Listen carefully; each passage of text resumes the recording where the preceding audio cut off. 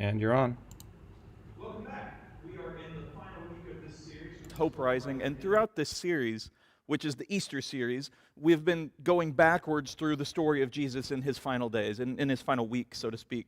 And we started with the resurrection, and one of the reasons I've done this is because that is our moment of victory. Like, that is the moment that we really know what is in store for us, and how much power, how much glory, how much victory he has over everything, over every awful thing, over death itself. And from there, on actual Easter Day, we talked about the crucifixion. And that can be a tough thing to talk about on Easter because it's hard to hear. It's hard to think about. It's hard to talk about even. Because as I've said, one of the things that comes with Christianity is there are a few things that you say and you hear and you read over and over and over and over again. The Christmas story and the Easter story, we probably hear and read more than any other story in the entire Bible. Even if you've only been to church once or twice, like that's usually the times that you go, and so those are the days that we really hear about the birth of Jesus and about the death of Jesus and the resurrection of Jesus. And so through that, and it's good that we keep it alive, it's good that we talk about it because there's always something more we can find in it. But through the repetition of it and through the fact that everyone has a shared knowledge of it, it turns into a story. Not in a negative way, but in a way where we start to think, oh, well, I know what happens next. And once you know what happens next, you tend to not worry. So whatever your favorite movie is, let's just say, for example, it's Avengers Endgame. And so you've watched it over and over and over again. And the first time you watched it, when Iron Man died, sorry, spoilers, but it's been like 2 years. When he dies, it's like, oh man, this is so hard, and maybe you cry, maybe you get sad, maybe you get upset, all of that, you feel it. But then the next 17 times, and maybe I'm the only one that's done that, you watch it in theaters, you watch it, it doesn't have the same impact. And obviously that's something that's way less important than Jesus and what he did. And so at the same time, it's something that we even hear and read and see less than what we've seen with Jesus. And so going backwards through it, we take the most important moments in history, not just in Christian history, but in history, and we see how their context sets up. So we see that when he rises again, he is still Jesus. He has a perfect body. He is glorified, and he's ready to go on to prepare a place for us forever, but he still is Jesus at heart. He still appears before women who were mourning. He still appears before his disciples and shows grace and mercy and love. And then we go back and we see how much negativity he had to face in the crucifixion, in the fact that he was beaten almost to death before that. We see how even while he's dying, he has grace, he has forgiveness in his heart. He offers hope to everyone around him. Last week, we talked about the prayer in the garden, and we don't talk about that one as much as the other two parts of this story, this epic, but we see that he shows exactly what humanity can be. We see that even when he's betrayed, even when the disciples fall asleep, even when everybody around him kind of doesn't see the importance in what he's doing, we see that he has hope for us. We see that he shows us a better way. We see that he shows us what we can be and who we can be, which is another thing that we talk about so often in Christianity. Over and over and over again, whether you're a pastor or a teacher or somebody in the congregation, somebody in the choir, somebody who just works at the church, somebody who goes to the church occasionally, we say the phrase, be like Jesus, over and over and over again, because that's what we should do and that's who we are. And yet, the more we say it, the less meaning it can sometimes have, because it's just something, oh yeah, I know that. But we have to truly think about what that means. And so today I'm going to talk about the Last Supper and the communion and everything that goes in that, because the title of this message this week is The Hero's Journey. One of the things that in literature that you hear about, you read about a lot, is something called the hero's journey. Most great works of literature, from the Odyssey to the Lord of the Rings to Genesis, book 1 of the Endgame trilogy, whatever it is you want to say, is great, to each his own. But each of those has something called the hero's journey in it, where basically there's a call to action for the hero, and then he goes and he meets other people. He has a mentor. He goes through trials and tribulations, and then he ends up being victorious or sacrificing himself, something. And most of that idea comes from Jesus' life, because in his story we see what a true hero is. We see through the Bible, through how he lived, this actual moment where he didn't get called to action, he called others to action, because even the hero's journey he flips upside down. And then he continued to go forward when he was hated, when he was mocked, when people didn't listen to him, when people would walk away from him, when people betrayed him. He continued to go forward and call others to go with him. It was never just about him. Although obviously everything that we do should be about him. But his life was about us and pointing us to the Father, pointing us to heaven, pointing us to ways to be like him and to go forward like him. And so he had that call to action for all of us. And we see that in each step of this journey, each step of his life. And so I want to go to Luke chapter 22, 7 through 30. Now the festival of unleavened bread arrived when the Passover lamb is sacrificed.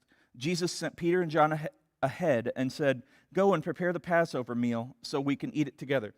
Most of us have heard the term Passover, sometimes just in this context. If you don't know what it is, it's something that the Jewish people still honor every single year. It goes back to when God was using Moses to free the people of Israel from slavery in Egypt, and they go through the 10 plagues, and then the last one is the worst one, where the firstborn son of everyone that didn't have lamb's blood on their door would die, basically. Like, they'd wake up and they'd be dead. And so that was a hard one, and that was something where God said, if you have the blood of the lamb on your door, if you believe in me, if you follow me, the angel of death will pass over your house. And so it's literally honoring that moment where God protected them, where God gave them a way out, where God gave them the blood of a lamb. Now you see foreshadowing, and you see God saying, look, I have a plan, and I'm going to show you little snippets of that plan all along, but you have to know that I know what I'm doing, and God does. And so he leads them, and in that Passover we see what Jesus is doing, where Jesus is the final sacrifice. Jesus is the ultimate sacrifice. His blood literally protects us from the shadow of death. And so that's why it took place around Passover. And that's what the disciples and Jesus are about to share, because they followed the Jewish faith, because they trusted God. They followed him. And so this is just before Christianity really is a thing. It's just in the beginnings where Jesus is teaching them what it means to start the church, teaching them what it means to truly follow their faith, to truly start this faith. And so they celebrate the Passover because Jesus knows it's the last really moment of peace that they're going to have. And probably he hopes that they'll kind of get it. They'll be like, oh, I see a correlation here. And it'll be weeks later when they think about that. But they'll see, oh, wow. So God has this ultimate plan that goes from before the beginning of everything through now, through beyond. That's amazing. He must truly have my life in his hands. And that's something that we all should understand. And that's something that we see in just this little bit where Jesus said, we're going to celebrate the Passover. And so we go to the next part. Where do you want us to prepare it? They asked him. He replied, as soon as you enter Jerusalem, a man carrying a pitcher of water will meet you. Follow him. At the house he enters, say to the owner, the teacher asks, where is the guest room where I can eat Passover meal with my disciples? He will take you upstairs to a large room that is already set up. That is where you should prepare our meal. They went off to the city and found everything just as Jesus had said, and they prepared the Passover meal there.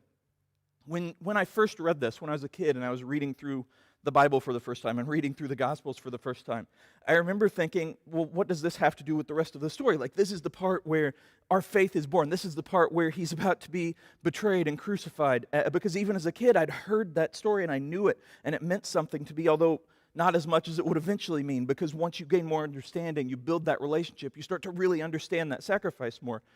But reading it as an adult and looking at it as I prepare a message, I see that in this small moment, where a lot of places, if this were a fictional story, they would just cut this out, and an editor would say, yeah, you don't need this. You just need to go from point A to point B. You don't need this extra little fill. But this is important. Everything in the Bible is important, which is amazing, but this little part is important because by saying to the disciples, hey, go here and follow this guy, and then you're going to see that he has a secret room prepared, and he has everything ready, which shows that Jesus had everything ready, that he'd prepared a place already on earth, just as he's about to go and prepare a place in heaven. And by doing this, he's saying, see, you're going to be safe, because he knew that even though they didn't fully get what he was doing, as we saw last week with Peter cutting off the ear and being ready to fight as the disciples ran away and all of that, even though they didn't fully understand his message and what he was saying at this point, they still knew that people were out to get them. They still knew that it was a dangerous life. They still knew that the Pharisees didn't like him. They still knew that the Romans were around. They still knew that what they were doing was illegal. And so they probably felt some sense of worry, of concern every step of the way. Even with Jesus near them, they probably felt that because they're human. And yet Jesus in this moment said, look, we have this one meal left. And we are going to share this meal. And I'm going to show you by literally sending you ahead so you can see this room was prepared. You see that I have done this. You see that I have set preparations, that you're going to have this safe time.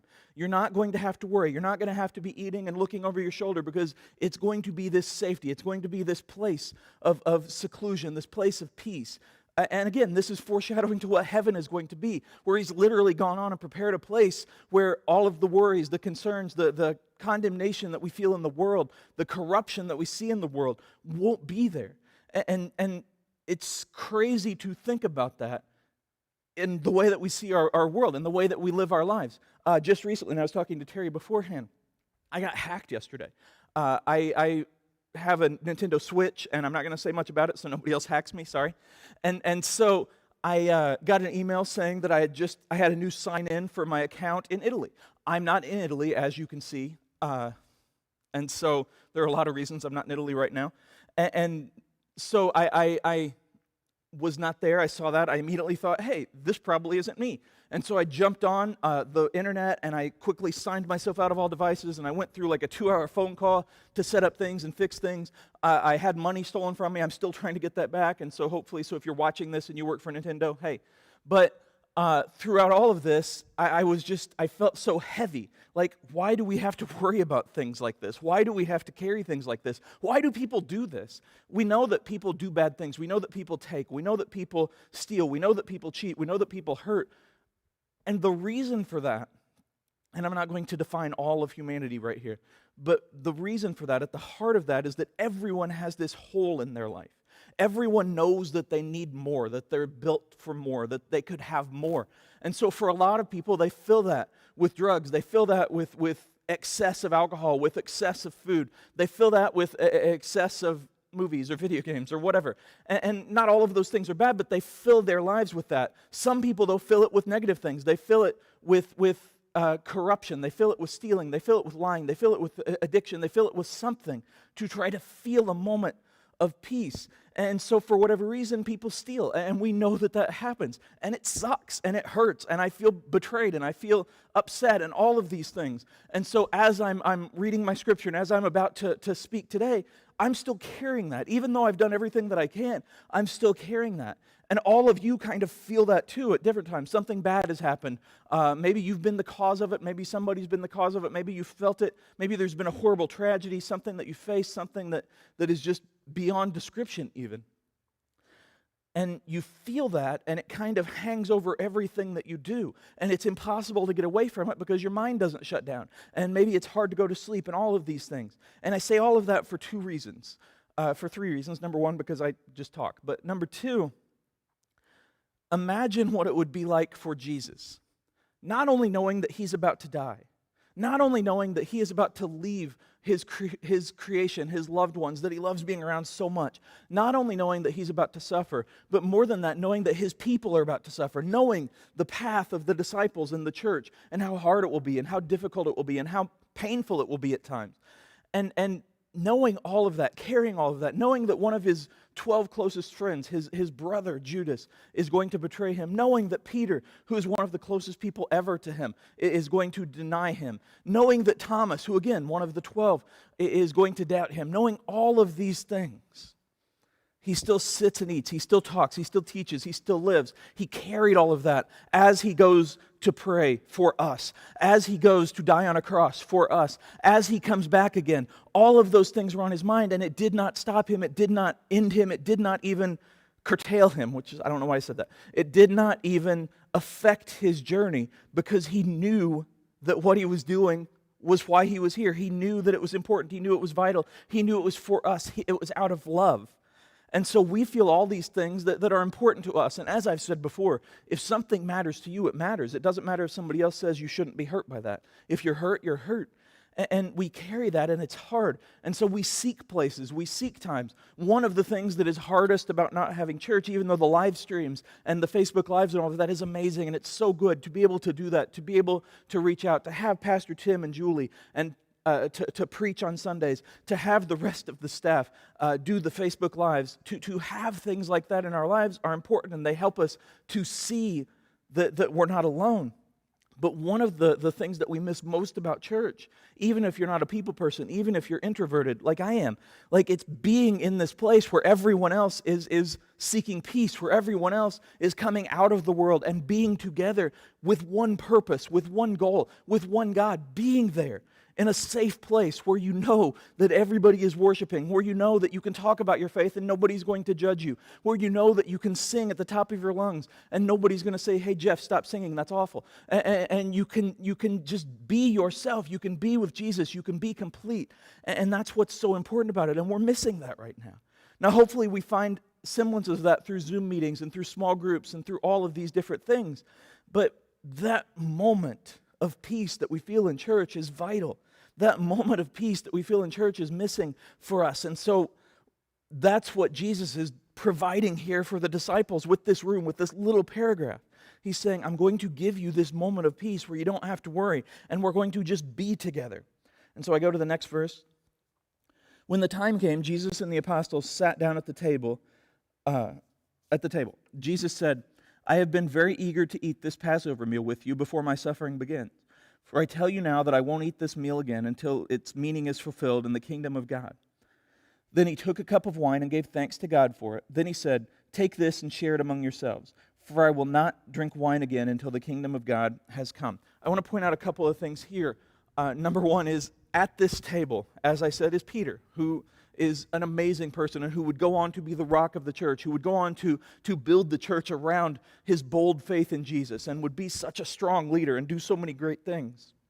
But would also deny Jesus 3 times, basically lie and say, I don't know him.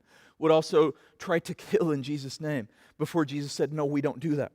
But also at the table is Judas, the person who did betray him, the person who by now had already had that meeting to betray him, who had stolen from him, who had mocked him probably, who had set all of these things into motion. He was still there.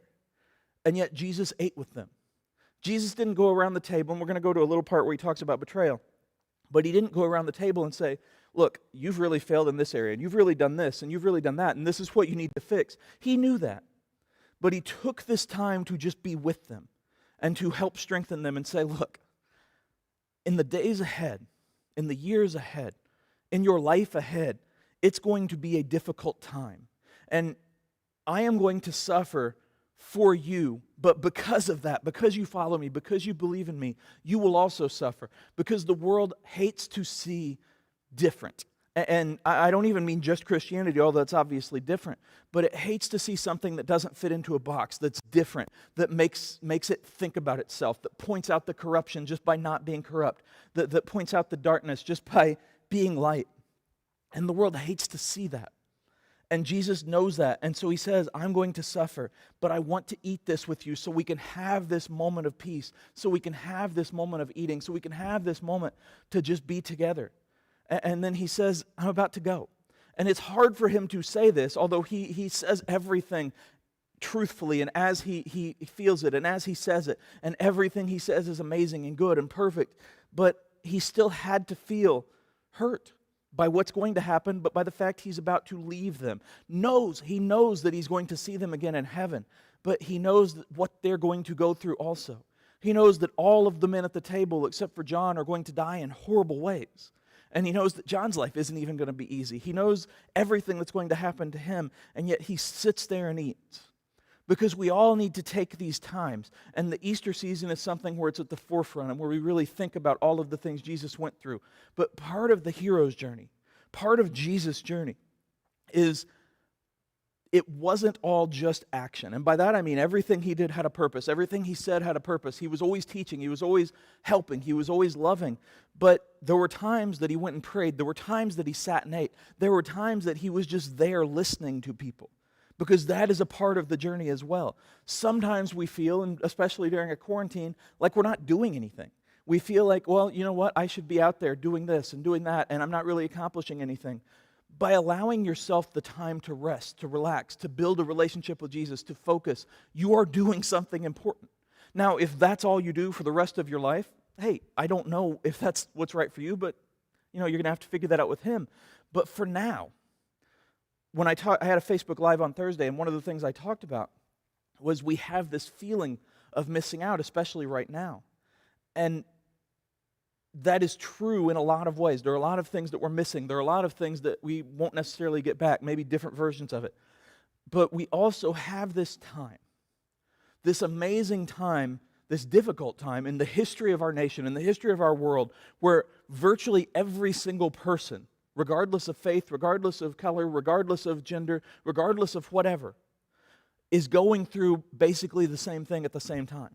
We are all having this shared experience. Now, some people are handling it poorly. Some people are using it well. Some people are doing bad things. Some people are blah, blah, blah. But we all have this shared experience. And we all have this chance in life where time is always going, where everything is always going, where nothing stops, that everything is kind of stopped. And there are still things you're doing. I know some of you are teaching, some of you are still working, some of you have kids who are going to school online and you're helping them. You're also doing housework, you're also working, you're also doing all these things. Some of you have maybe more going on right now than you even did before the quarantine. But we have this time in our homes where we can truly look at this story of the Passover, of the Last Supper, and say, okay, God, I'm always the one talking because I don't want to stop and listen. I'm always the one moving because I don't want to stop and wait. I'm always the one going because work and school and kids and husband and wife and all of these different things. Everything is always moving. So now that I'm forced to stop, what do you have for me? What can you tell me? And I promise you that there's something. There's strength, there's peace, there's encouragement. And all of that is coming regardless of what is around you. I know that some of you are having a difficult time. Some of you are suffering. There are people with mental illnesses that are really hurt through this. There are people who didn't have mental illnesses or didn't have emotional issues, but because they were extroverted, because they need people, now they're starting to develop those because it's so hard to be isolated. But I promise you that whatever you're going through, Jesus understands. Whatever you're going through his life, through his journey, we can see a way out. We can see a way through. We can see a way onward. In the last series, I talked about mental issues. I talked about depression and anxiety and trauma and stress and the way you see yourself and all of these different things. And everybody has different versions of that suffers with it. Everybody deals with something and it's hard. But in that, it's basically this constant feeling of being less than. And I think now a lot of us are starting to feel that in different ways, and we're starting to feel worry, and it's coming out sometimes in negative ways online or whatever. And we see all of that, and we feel all of that. And it's hard to stop and say, okay, what good can come from this? Well, I don't know, but I'm sure something can, because we are still here, and as long as there is life, there is hope, and that's what Jesus showed us, because he lives. He is the only living God. He lives. He came back again and lives and shows us a way forward, shows us that the journey never ends. Even if our life ends, we can keep going forward to heaven because he prepared a place for us. And so as he's eating and drinking with his friends, with the people that would betray him, with the people who talked behind his back occasionally, with the people who would begin the church, all of those different groups, as he's praying and eating and drinking with them, he is showing them, this is how you live your life. This is what you should do. You should always treat people as you want to be treated. You should always do your best. You should always be forgiving. You should always be hopeful. You should always keep moving forward in my name. And we go to the next part. He took some bread and gave thanks to God for it. Then he broke it in pieces and gave it to the disciples, saying, "This is my body, which is given for you. Do this in remembrance of me." After supper, he took another cup of wine and said, This cup is my new covenant between God and his people, an agreement confirmed with my blood, which is poured out as a sacrifice to you. As the disciples heard this, they probably were like, what are you talking about? Like, there was an idea of communion before, but nothing like this. And for him to say as a sacrifice for you, again, they didn't fully understand what he meant by that, and yet they knew that this was special. We know that this is special. Communion is a sacrament. It's something that every Christian church continues to do because of this moment, because of this covenant. A covenant is more than a promise. It's more than a guarantee. It's more than agreement. It is Jesus saying, I am going to die so that you don't have to. I'm going to suffer so you don't have to. I'm going to show you a better way forward. I'm going to show you hope that can rise within you if you allow me to live there. And through this communion that we share every time that we do it, like I believe there's one coming up on the first Sunday of May, and at this church, we do it at the first week of every month. At some churches, they do it every week. At some churches, they do it quarterly. At some churches, they do it every other quarter, whatever. It doesn't matter how often you do it. The reason we do it is what matters. And it's not just to have communion with each other, although that's special and that's important. It's to honor this covenant that Jesus gave us, to honor this blood that he poured out for us, to honor the body that he sacrificed, not just in the final days of crucifixion and being beaten, but walking along his journey, living painfully throughout everything that he did, sacrificing daily for us. That's what communion is about, and that is part of this Last Supper. It's Jesus sitting and saying, okay, there's going to be this time that we can have peace and we can eat and we can share and we can fellowship. And now we're going to take part in this covenant because what I'm doing is true and what I'm doing is important and what I'm doing is for you.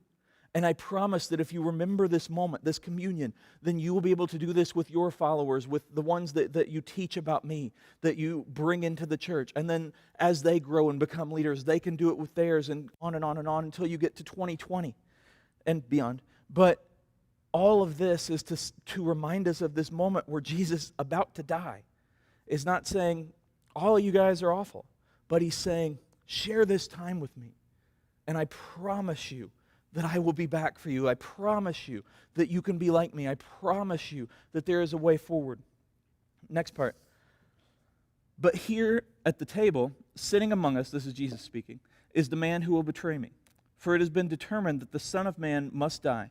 But what sorrow awaits the one who betrays him? The disciples began to ask each other which of them would ever do such a thing. Then they began to argue among themselves about who would be the greatest among them.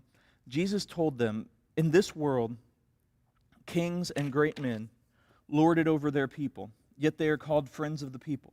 But among you it will be different. Those who are the greatest among you should take the lowest rank, and the leader should be like a servant. Who is more important, the one who sits at the table or the one who serves? The one who sits at the table, of course, but not here, for I am among you as one who serves. This is an important part too, because basically he says somebody's going to betray me. I think for us, most of us, if we were in this position, we would sit there and we would look right at Judas, and we'd be like, yeah, somebody, see him over there, right there? Or, you know, the one that's wiping his mouth with his finger and like picking his ear and all that stuff. See him?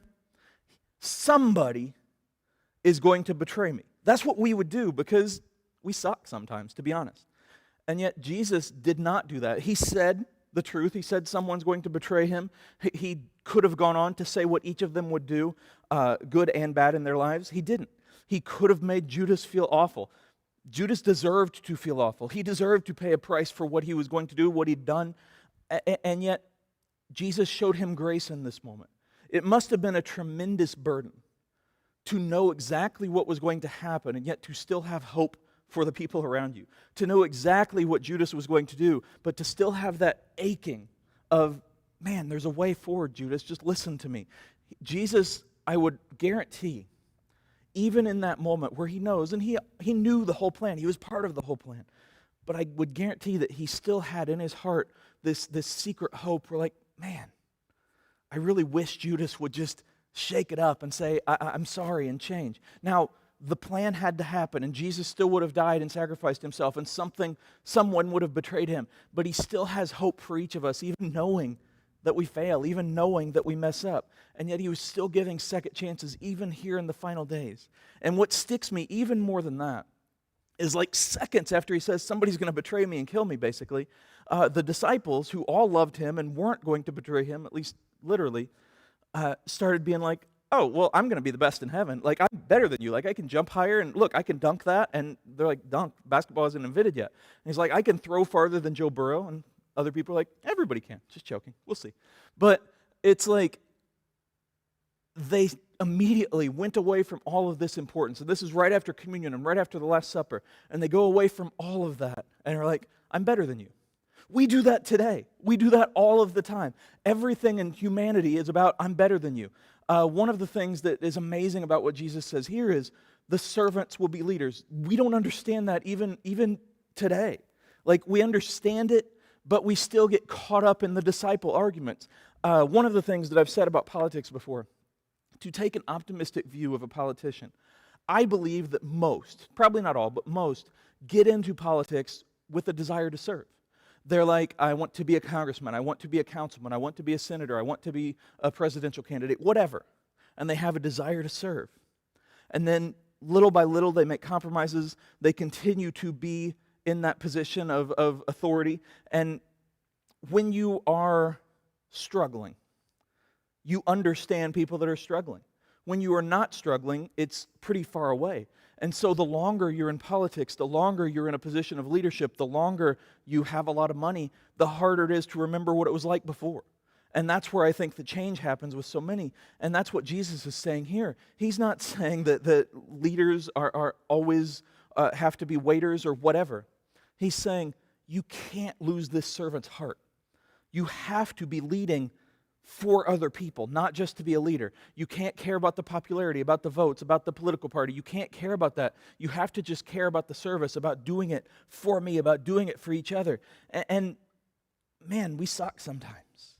Because even Christians get caught up in this, and yet Jesus still gives us another chance because he has mercy, because he's among us, because he serves us, and he teaches us what it truly means to be like Jesus. The last part. You have stayed with me in my time of trial. And just as my Father has granted me a kingdom, I now grant you the right to eat and drink at my table in my kingdom, and you will sit on thrones judging the 12 tribes of Israel. He's basically telling the disciples, I'm about to go away and join a kingdom and prepare it for you, and then you're going to lead the church. And that's what he says to us as well. Because there is no quote-unquote church of tomorrow, which is what we often tell people. It is always today. It is always living for him each day. Planning for tomorrow, absolutely. Building for tomorrow, absolutely. But not saying, well, someday I'm going to change. Someday I'm going to lead. Someday I'm going to do this. Someday I'm going to do that. Now, I'm not saying you don't have to prepare. I'm not saying that you can just jump into being a pastor or a music leader or whatever. What I'm saying is the time to be a Christian, the time to be like Jesus is always now. It's always right now, and we keep building with that. We keep growing like that. I began this message tonight by saying that we say be like Jesus so often that sometimes it can lose meaning. I'm guilty of that as well. But what it means is shown in each of these weeks. It's shown in every moment that Jesus lived, every moment that he did anything. It's shown what it means to be like him. He tells us it means being a servant, having a servant's heart. He tells us it means preparing for other people. He tells us it means sitting with people who may hate you and may hurt you and may have hurt you, and yet still being hopeful, still living a good life, still caring for them and loving them and praying for them and being better than we were yesterday. That's what it means to be like Jesus, to live in such a way that he did.